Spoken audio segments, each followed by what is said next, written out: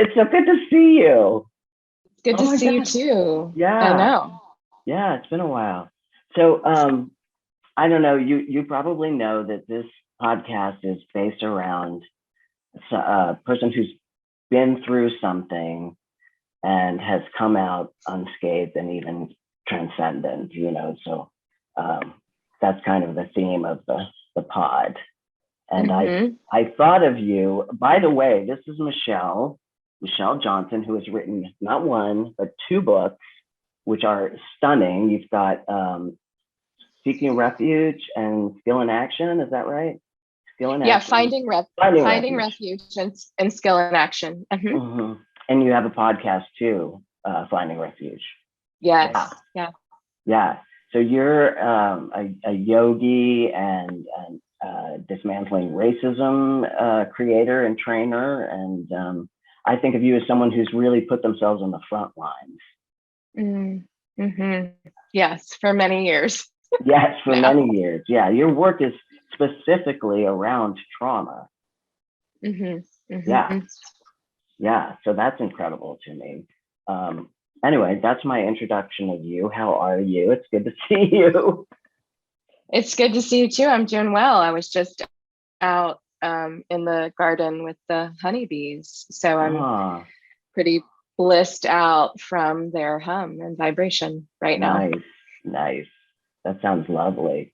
So have created a world that sustains and nourishes you, and that is something I admire and seek. So, I imagine it hasn't always been like that. Tell me a little about yourself, could you? Like maybe a little about your childhood. I can. And what's coming to mind is something much more recent than childhood, but I can start Share. with childhood. Yeah. Um, so I grew up in Virginia with my mom and my brother, and my parents divorced when I was 2, and my mom was a single parent. I don't really have memories of my father in the house. My brother does. He's 4 years older, but I don't have memories of that. Although I Mm, did see my father throughout childhood here and there, and he mm-hmm. transitioned in 2017. So he passed away in 2017.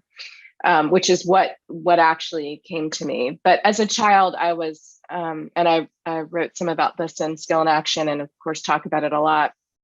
My mom sent me to a private school. I was the only Black girl in my class until about ninth grade, and then I switched schools in 10th grade. And I think there were other people of color, but how the school was set up was one Black person in a cohort, one Asian person, one South Asian person. Like that's how it was sort of set up. And Mm-hmm. of course, I think I knew that when I was a child, but didn't really have words to sort of describe or articulate what was going on there. And Mm-hmm. I went to school with a lot of white, wealthy children. They were not all wealthy, but many of them were. Wow. Um, I had a friend who I remember her telling us, this is a white woman, or she was a child, white girl at that time, and she told us that she was poor. And I remember it being this big deal, like it was a sleepover at my house, and we were all telling secrets, and I don't remember what mine was, but hers was, I'm poor. Like I go, Wow. and it was this like, oh, we don't have much either, and you don't, and you're white, and I thought you did. Like it was Wow. that scene where she was the exception out of the Mm-hmm. peers, and I certainly was too. So I would say, like, growing up, I was definitely felt isolated because I was the only Black child in Right. certain spaces, and moved in a lot of white spaces. And Wow. also when I was in Black spaces, sometimes because of internalized depression, because of racism, and how white supremacy operates, sometimes Black kids would make fun of me or say I talked white or all of Yeah. these things. And I understand that now, like I get why now. But of course, as a 6-year-old, 10-year-old, Ooh. 13-year-old, I didn't understand that. Yeah. I was like, I fit nowhere. I'm not white. I'm very clear about that, but I don't fit into this all Black group either, or this group of children of color either. I don't know what's happening. So I would say as a child, I was I mean, there are those kind of traumas of isolation, of not fitting in, of not really understanding my identity. Although I knew I was clear I was Black, but I didn't understand what that meant, is what I mean. Like I couldn't locate myself or place myself because I didn't really fit. And I would also say as a child, I was like aware of the suffering. I remember telling my mom when I was under the age of 10, I said, I know exactly where we were. I know the car she was driving. And that's how I know it was under age 10. And I said, I don't want kids, and she just looked at me like, who are you that you're saying right to me now? And why? And I just, I was aware of, because of my own experience of isolation, I was aware of suffering. Like, people are suffering. I don't know suffering, but I can feel it. I'm highly sensitive to it. And I'm having this experience too. And why aren't we talking about it? And why is there division? So much so I was aware of those things that I didn't want to bring a child into the world. I told her, this world, I don't want to do this. So, keenly aware of misalignment or disconnection, or just the ways we were harming each other, even though I wasn't actively trying to perpetuate harm as a child, but I can relate to what you're saying, very much so, being trans and whatever. But and feeling apart from, I also had the sense that other people were wrong about me. Did you have that sense? Okay, just checking in. Yeah. I mean, I felt so misunderstood. And I don't know if this is true, but I'm sitting with it now, thinking that I think I was aware that my sensitivity was a gift. I think I was aware of that. I didn't really know what to do with it, or how to channel it, or how to work with it. And now I feel like I'm still learning about that, but much more clear about how to work with this sensitivity and suffering and how to speak to it. But I think I knew intense in adolescence. Right. Yes. Definitely an emotional lightning rod. Like, acting out all of the stuff because I could feel it. Not just my stuff, but like the world. And I was kind of like, I don't know what to do with this. And we're not talking about it. And what is it anyway? Those kind of questions. And why is this going on? Why don't we just stop and talk about it? Like, I still have those moments now, a lot, actually, probably daily, where I'm like, can we pause, y'all, and like take a beat, have a moment to be like, what are we doing? Well, particularly, I feel like, because you are often in white culture, like, white people, we don't talk about it. I mean, that's kind of I would say a thread of white supremacy. It's like, that must have been rough. Disconnect. Yes. And I feel like now I have more, I mean, there's my work where I'm leading a dismantling racism training, and there are white-bodied folks there, and folks of color there, Black, Indigenous, and people of color there, and maybe multiracial or mixed roots people there. And I don't know who's going to be there. That's like work, and I can navigate whiteness in that space because I'm used to that. And in my relationships, which are not work in the same way, right, or a practice. I mean, they are a practice, but it's different than I'm going to go lead this training with this group of 40 people I don't know. I think I'm really particular about who I am close with, especially if they're white-bodied, because I need them to have some analysis of power and know at least our experience is not the same. I definitely need that. And I think in relationships with folks of color, it's helpful to have an understanding, for me it is, of internalized oppression and how that might be playing out. But there's also a deep resonance and understand, we're being affected by white supremacy, right? We just know that and acknowledge that in some way and don't have to explain. So I would say I can curate my personal relationships now. So I'm like, this is, if you're going to be in my inner circle, this is how it needs to be, and we can learn and make mistakes and all of that, because I have points of privilege too and make mistakes all of the time. Yes. And that was not true. I didn't have as much agency as a child because I was like wanting to have friends, right? And wanting to fit in. That's different now. I don't really need to fit in. I mean, I don't fit in. That's what culture says about race, nor do I want to fit into this mess that we've created. Like, no, thank you. Yeah, I'm out of here. Right. Yeah, but you're someone who is like facing it all the time. Like you may be outside, but you are definitely dealing with it all the time, which I both admire, and I'm like, wow, like that would be so traumatizing. Like I think and you're talking about this childhood where you were, you felt isolated and alone. I mean, were there people to support you, and what was going on? I remember, I mean, my mom supported me as much as she could, meaning she didn't really, I couldn't articulate what was happening. And so what I think she experienced is a child who she knew was suffering, but she knew some about why, but I couldn't really tell her. Were you acting out or?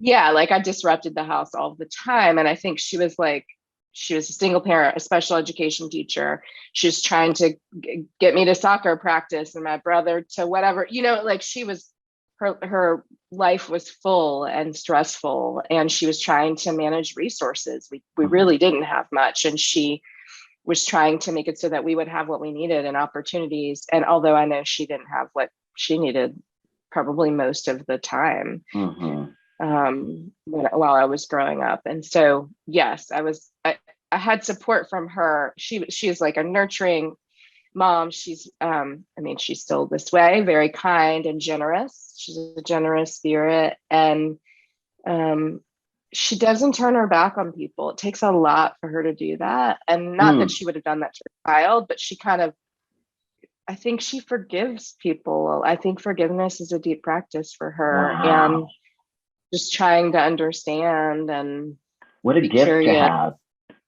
Such a gift. I mean, that, and she always said, I'm not a perfectionist at all. And she taught me that. I mean, she was kind of like, you did your best. Oh, that's not awesome. To give me a pass, but when I would work hard in school, and maybe I wouldn't get an A or a B or whatever it was. And she would be like, you did your best. I know. I saw you studying for 4 hours in your room. And you worked so hard, and your brother can go and not study and get a straight A. She affirmed me in this way that she was very affirming. I think that is what probably helped me move through so much of what I've gone through, is her affirmation of just me being enough in a world that says you're not, based on race, at least. Well, and particularly because you're a highly sensitive person. You're very empathic, very aware of everything that's going on all the time. And that is a gift, and it comes with its price, and it's hard to manage. Yeah, it's very, very hard to manage. So, so you're living with your mom and your brother, and you're acting out. And then tell me a little bit more, like what is it you want to talk about? Well, I think what came to mind when you first asked the question is maybe because I've been reflecting on it more recently, and when I moved to, I met you in Carborough and lived there for a long, long time, and moved to Portland, Oregon, and was going through a divorce, and was, separation at the time and eventual divorce, and was uprooting my life. I closed my private practice. I was starting a new job in Portland. It was a dismantling racism job, but it was within an agency. I wasn't working for myself. I was moving all the way across the country. And I look back at that time and just feel like I was, those stress, those tests you can take where it's like, check the box if you're moving, check the box if you're going through a relationship change, check the, I feel like, I don't know the score on that. It's like that. Totally. Like you totally like, you went to the other coast. Like you weren't playing. I wasn't playing. Like I don't. And I remember sitting on an airplane looking at the map because I'm terrible at geography. And I was like, oh, you're moving all the way across the country. You're like, and I remember just seeing it and being like, oh, okay, this is a big undoing and unraveling and what's going to happen. And I got there, and my father passed away 11 days after I arrived. I hadn't really arrived. It was Oh my 11 God. days. Oh I had God. just gotten there. I found a house to rent, Uh-huh. and I'm so glad I had a place a home base. Yeah. And I'd made like 3 friends who became my friends, Yeah. and still are, because they um, showed up right after he transitioned. And then my Mhm. grandmother transitioned, not his mother, my mom's mom. He transitioned in July, and my grandmother transitioned in November. And so I'm like Oh. in a stressful job, going through my separation. I wasn't very close with my father, but it was a complex relationship. So Mm-hmm. that loss, and being in a like just being all the way across the country. I wasn't in community where I knew everyone and had Yeah. people in that. And that's actually what came to me. It might be because it was around this time of year that I made that transition to Portland that I'm Yeah. thinking about that, Yeah. present Yeah. to it. Mother's Day and my dad's birthday was earlier in June. I have to interject. Like my mom died a couple years ago, and we Yes. had such a complicated relationship that the grief process was wild. So uh, yeah, it's intense. Right. Yeah, Yeah. it's not. There's no clarity. There's no like. Yeah, it's you have to dig deep all over again. Anyway, I just want to put Hmm. that up there. No, you do. I think that's helpful for people to hear, because that's how grief works, in particular in complicated relationships. I'm like, how am I supposed to feel about this? Like with my Mm-hmm. father, I was like, I forgot I had a father sometimes because he wasn't around. Or, Yeah, I knew I had one, but he wasn't present. Like my yeah, mom is so very present to me. yes. And so it's just like it was interesting, and to be in a different place physically. Mm-hmm. Um, it was a really, I knew the ground was there, but at times felt like groundless. Like what's happening here in this situation in Portland, in this stressful job and these losses and this time in my life? How am I? I mean, it just was a dark night of the soul. Like it really felt It like sounds like it. everything's gonna fall apart. It sounds like it. And after my grandmother transitioned, I was with her, and she basically without words said, come back home, come back to this coast. Mm-hmm. I That is what she said, and I did. And my mom, I know why now, because my mom, she was sick twice in 2019 and 2020, and had I been across the country, it would have been, I don't Yeah. know, I mean, it was a super stressful time. So I know that's why my grandmother gave me that That message. And message. yeah, I mean, How did that's that what feel for came you? to receive that message. Yeah. I mean, I was clear, because I wasn't supposed to be home when at that time. It was my father's memorial. I didn't plan his memorial. I went Mm-hmm. to it, that in front of me, my grandmother had a stroke. My mom and aunt had gone to the restroom. I'm sitting at the restaurant with my grandmother. She has a Mm-hmm. stroke in front of me. So I was like, oh, you're supposed to be here. Like, Oh, even going to be in town. Do you know what like?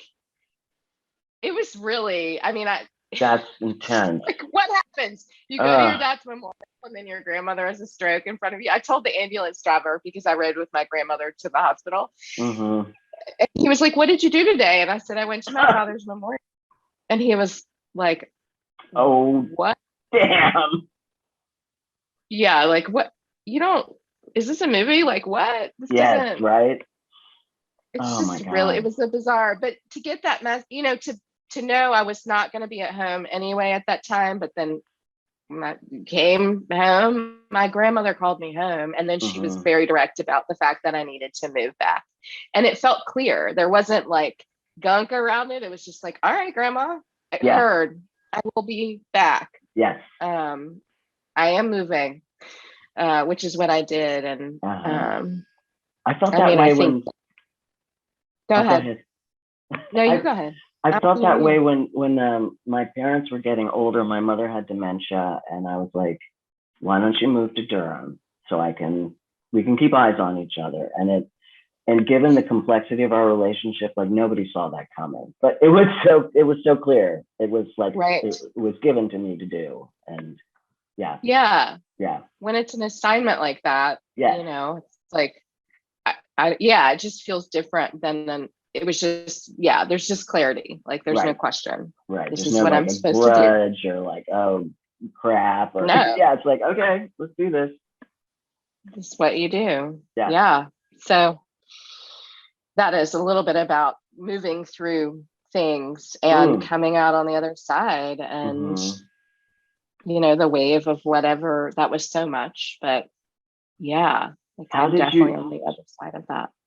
well, let's talk about that. Like what did you do? What happened to bring you to this place of, bees and serenity?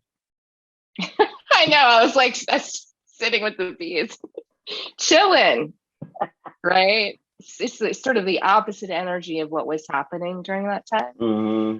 in Portland that year. I mean, there was more around it. A lot had happened leading up to that, but Hmm. I don't, that was a quite an intense year. That sounds Um, like total dark night of the soul situation. Like yeah, what people don't understand about dark nights of the soul is they're usually like at least a year. It's a yeah, year. they're Yeah. long. Hmm. They're intense. And I kept having dreams when I was living in Portland. I kept having dreams about climbing icy mountains Oh and not being God. able to make it to the top. I had Oh recurring yeah. dreams about this, and I had never had, and the mountains out there, of course, are like massive, right? The Hmm. landscape's different than North Carolina. And I just kept, I could see the people at the top. They were like eating. They were in the sun with umbrellas eating at the top of this Wow. mountain. I was like trying to climb up the mountain and could not make it to the top, which I think is Nothing subtle about that. no, it's like, yeah, girl, we're going through it right now. So, Right. right? We're going through it. No joke.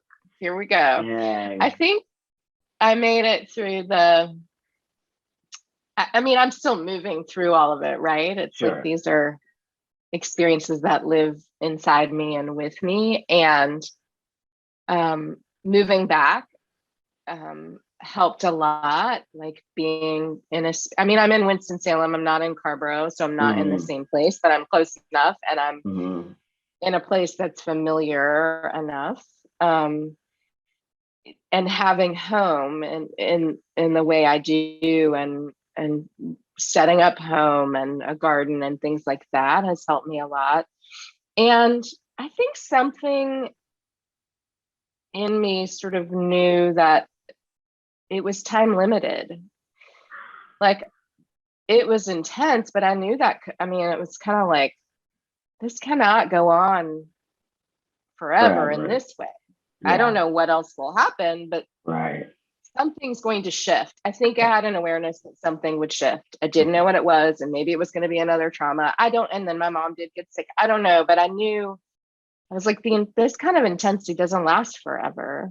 And so And when I while could you're remember that, yeah, right, and while you're doing this, I imagine you're also like doing yoga and yeah, meditating and yes, taking care of yourself.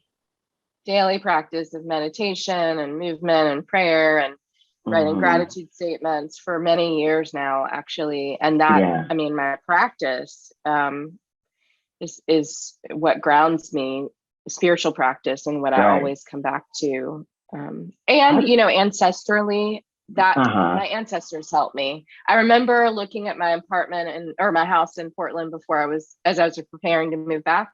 I don't know how the boxes got packed. I was like working, I was planning a book tour that was going to be the drive across the country back to North Carolina. I was like, I don't know how this happened. And I Hmm. remember being like, I mean, I did it, but my ancestors somehow gave me the energy to do this. Or maybe they packed a box in the middle of the night. I don't know. Right. Here we are. And it's moving. So there was flow too. There was like intensity of trauma. And then there was like, I knew I had helpers. I guess I Hmm. just knew. And Wow. in physical form and ancestors, because I had helpers Wow. who showed up physically. And then I just knew. And my grandmother is certainly one of my guides and ancestors who shows up. Dorothy is her name. And she shows up very strongly Yeah. and supports me. So that helped me. I knew I was held. I just knew it. So how did you come to this practice that you have? Like, how did you discover yoga? Like, how did you connect with your ancestors and create this incredibly sustaining practice or even transcendent practice? I mean, I think I started practicing asana movement and yoga in graduate school, when I was in school, social work school, that's when Mhm. I went to, well, I started practicing when I was a teenager, but I didn't really know I was practicing yoga, and it was a videotape. And then when I went to my first class was when I was in grad school, Mhm. and practiced for many years. And then found a studio, Carver Yoga, where I practiced consistently. And they didn't have a teacher training, so I trained at Franklin Street Yoga to become a teacher, Mhm. and just kept showing up for meditation and movement. Now, there's more to yoga than those two things, but those are Right. part of the path. And of course, I learned more about the 8 limb path in training and reading at many trainings now that I've taken. And Yeah. when I started to go to asana or movement class, I'd been sexually assaulted, so I'd been through Oh God. in grad school, so I'd been through a traumatic experience, and Mhm. was learning how to come back into my body, which is why I think the movement felt so transformative, and the breath Yeah. in particular felt Yeah. transformative. And um yeah, like I think Did, that's what drew me in. And then I was like, what is this practice did that you have we're moving through? PTSD from that? Because I suffered from PTSD, and it took me a long time to figure out how to heal that. Yes, I did. And the person was still in town. Yes. So I was like, or am I going Uh-uh. to see their car? Am I going Oh. to, and every Oh. time I would see a car that looked like theirs, it was that kind of Yeah, like, triggering. run into them. Um, Mm. yeah, it was Oh. Wow. very That sounds intense time horrible. many years ago. Yeah. So you Um, found yoga. I mean, it sounds like yoga was a yeah. real like retreat and soothing hmm and yeah. Yeah, just to like, oh, what does it feel like to breathe? And this teacher is guiding you to move in your body in this way. Mm-hmm. And you have a choice about that too. Like there was definitely agency in how I moved. I felt that in the space. Mm-hmm. Um, and then deeper practice and that like learning about my body and discernment around how to move, when to move, not judgment. I just mean like listening to my body is really what I mean when I say discernment. Mm-hmm. Um, and then, and I was meditating too, and had a daily meditation practice. But what brought in this prayer and gratitude statements was, it was before I moved to Portland, but I remember sitting at my table, the practices I'd been practicing, I was in therapy at the time, they did not feel like they could meet the moment of separation, of preparing for a transition across the country. And I remember being like, I need a practice. I need something else. Mm-hmm. Right. And so Mm-hmm. that's when I found these meditations that I could listen to. And I had a book that was really about manifesting, and I like it, but what I took from it was I wrote gratitude statements each day, 10 gratitude statements, started to notice a difference in how I felt.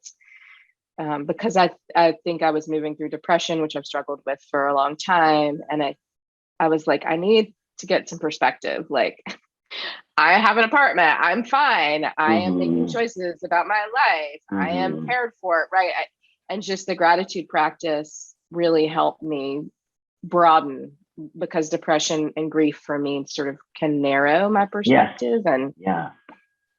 gratitude for me, and may not be true for everyone, but for me, it just helps me expand and sort of remember you're in connection with Yeah. everything, Michelle. So even Right. when you Right. don't think Right. you are, Right. So when and you say that's what gratitude was. practice, like what does that look like? Well, I write down 10 statements each day. Well, so I also pull divination cards. I meditate, I pray, I pull Mm-hmm. divination cards, and then I journal about those and write 10 gratitude statements, and I speak the statements out loud. Oh So wow. and then after each one, I say thank you, thank you, thank you. Oh, I love that. hmm For I each might I might one. I might take that. That's good. Yes. I mean, I didn't make it's from this book, and they probably didn't make it up. It came from who Right. knows Right. Right. where, but I usually like, just list in my head, like when I'm like tripping and feel down or something, I'll just like pause and think of those 10 things. But I think writing them down and like putting them out is great. That's just an hmm extra level of gratitudeness. Yeah. It's Yeah. great. And I have journals full. I have a bookshelf over here, and there are, I don't know, 10, maybe more journals full Mm-hmm. of my divination card journals and gratitude statements. So I look back at them and I'm kind of Wow. like Oh, I love that. that. Because I have to tell Yeah. you, like, recently I had a person, I'm a 12 stepper, and I had a sponsor suggest that I get on my knees and I pray. And I was like, well, that's not really my jam, but I do want to revere the divine. And I think writing things down and saying them out loud is very much an act of like reverence, and Yes. yeah, so I can get behind them. Mm-hmm. Yeah. Mm-hmm. Yeah. Yeah. I mean, I think that is a form of prayer. And, Mm-hmm. I do think Mm-hmm. it's reverence and Mm-hmm. right. We're Yeah, I like don't need to get noticing. on my knees to be No. reverent. Yeah. Yeah. In fact, as a queer person, I'm like, that doesn't sit well with me. No. I hear that. Yeah. Right. Yeah. Yeah. Yeah. Yeah. So you found yoga and you're going through this like trauma, and what's happening? Like, you're just leaning into the yoga? I mean, a lot of things happened. I was leaning into yoga. The person who took me to this class, which was at a gym, was my friend Eric, who transitioned in 2008, who I was in a romantic relationship with. He was roommates with somebody I was in grad school with, who I was close with, and she knew about the sexual assault. So I like went to her house after, and he was there and saw me, didn't really know what was going on, but knew. I Yeah. think he Wow. knew on some level, and of course later found out, but I think he felt, and he was going through a separation, like he was going through his own trauma. And so we met each other at this time when life had been upended. And I think Eric and his roommate and other friends, of course, supported me, and had professors who supported me too. And so there was the practice, the sort of physical practice of yoga, and there was community too, which helps us heal, in so many ways, and has, community has been the thing. Even with the bees, right? Not necessarily people, but yeah. You cannot do it alone. You cannot. No. You cannot heal by yourself. I don't think we can. And yeah, I think when we believe we can, it sort of perpetuates this idea of individualism and like that we have to like do it on our own. And I just don't think that's how it works. I think that's not been my experience. It hasn't been my experience. It's good for everybody to go through things together. Yeah. It helps everybody, when you invite people in to help you out and to lean on, like it's good for them too. Right. Yeah. Yes, I think so too. There's a lot of learning in that. And yeah. So you met this guy. Sorry. And so, yeah, I mean, I think that Eric and community helped. And then we didn't we were in a relationship for 2.5 years, and then we were transitioned into a friendship for many years, and we're friends when he transitioned. Wow. So I think, yeah, I mean, part of the healing really was community and relationships and a consistent practice. Yeah. And of course, ancestral support too. Can you tell me more about that? Yeah. I mean, I know I have, I was thinking about this yesterday because I went to get my hair done, and I have gray hairs like up here now. And when I was a kid, I had a patch of gray hair in the back of my head. And I was Did really? I did. My mom was like, you've been here before. And so from a young age, I was kind of like, there's something else, like spirits are, our ancestors have transitioned, but we're still in relationship with them. So we come back around. Like, I do believe this. I was just reflecting on that. And so I think I've just had an awareness of like that we have the ability to be in communion with our relationship with our ancestors now, there are unhealthy ancestors and or unwell ancestors or unhealed ancestors. And then often people somewhere in their line, be that blood or a different lineage, right? Somewhere in their line, they have ancestors that are well. And so, throughout the years, I've been interested in this, and how do we talk to our ancestors and spirits and our helpers and our guides? Because again, I think I knew when I was a kid that I had helpers too, and was held as well, just not as much as I understand it now.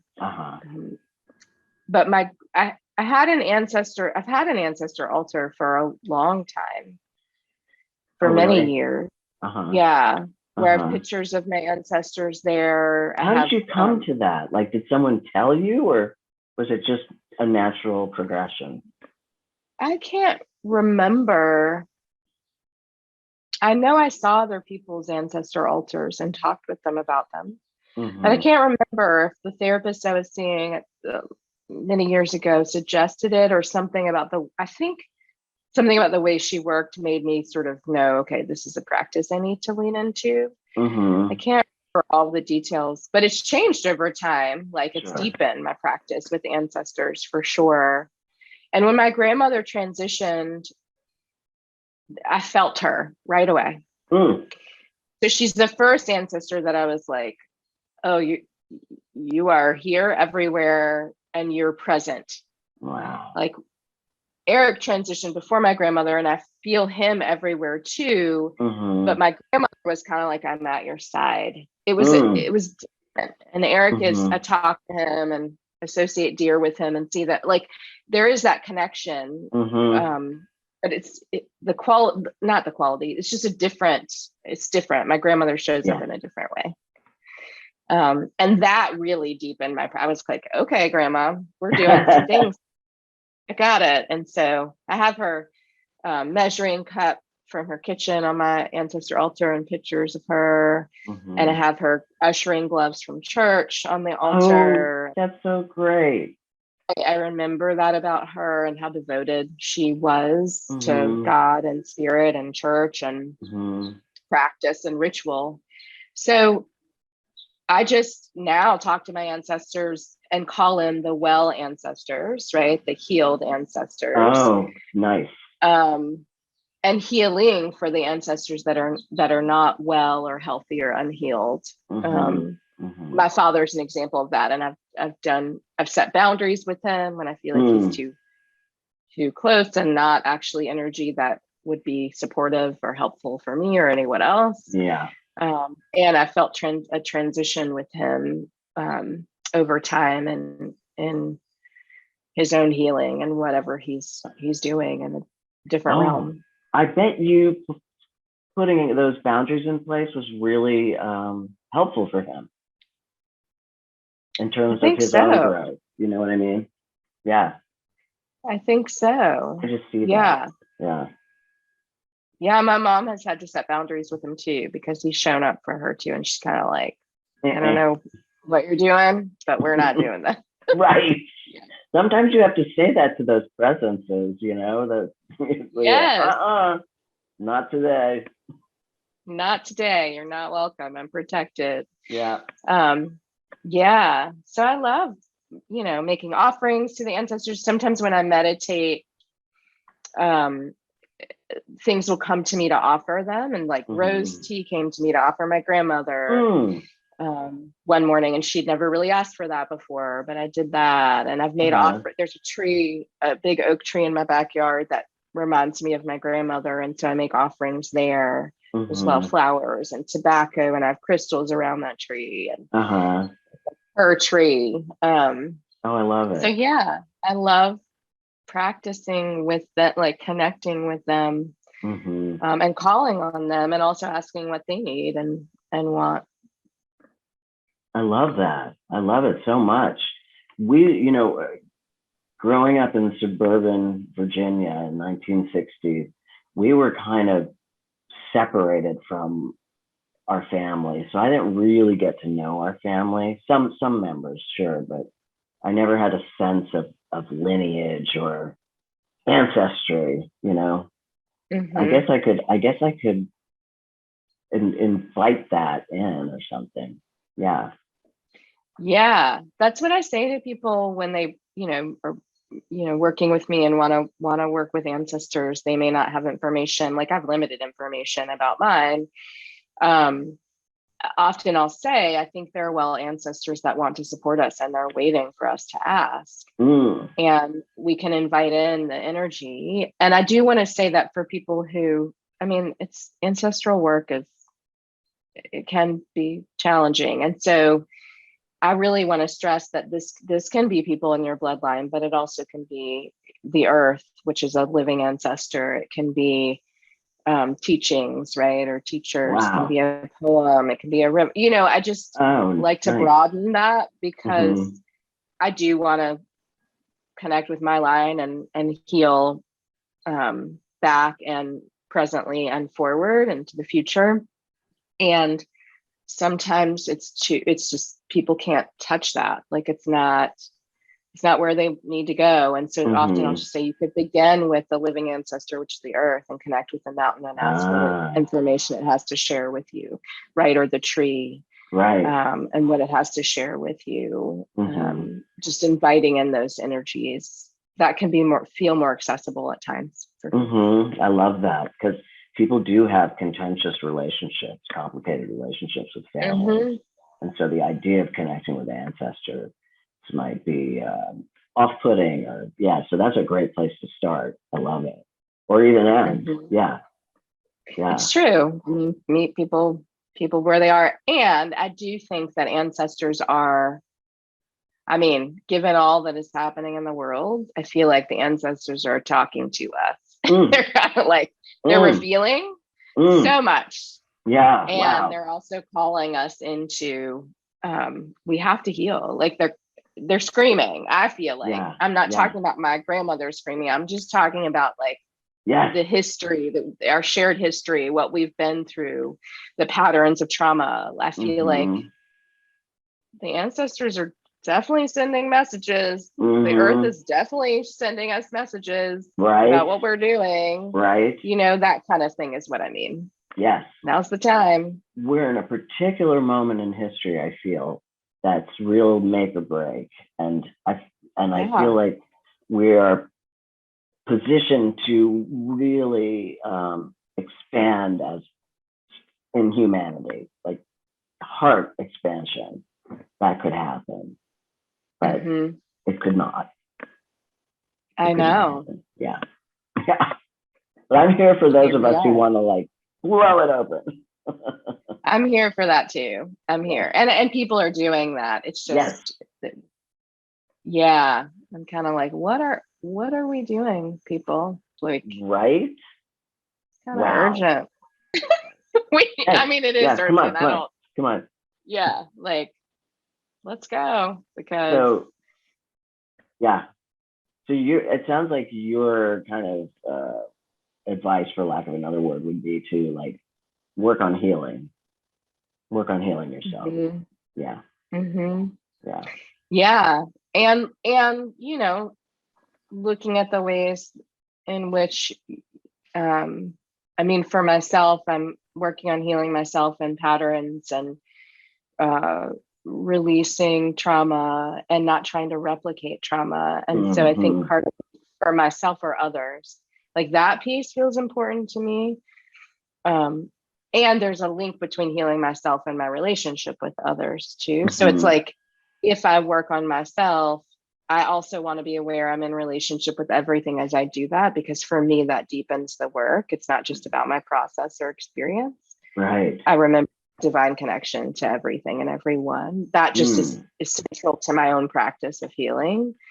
And I feel like that's important because in some healing wellness spaces, there is an emphasis on heal yourself, which I'm saying heal yourself and remember you're in connection with everyone and everything at the Mm-hmm. same time. Like work on that because the idea that we're separate is what is, Yeah, that's that's what's the killing spiritual, us. right? Like we're not separate. Right. And there's a way, even in our own healing, we can continue to believe we are. And, and, but I'm whole, but okay, what about everything else? You know what I mean? So I just like, for me, both feel important, and that may not be resonate with everyone, but for me, they feel so connected. Yeah.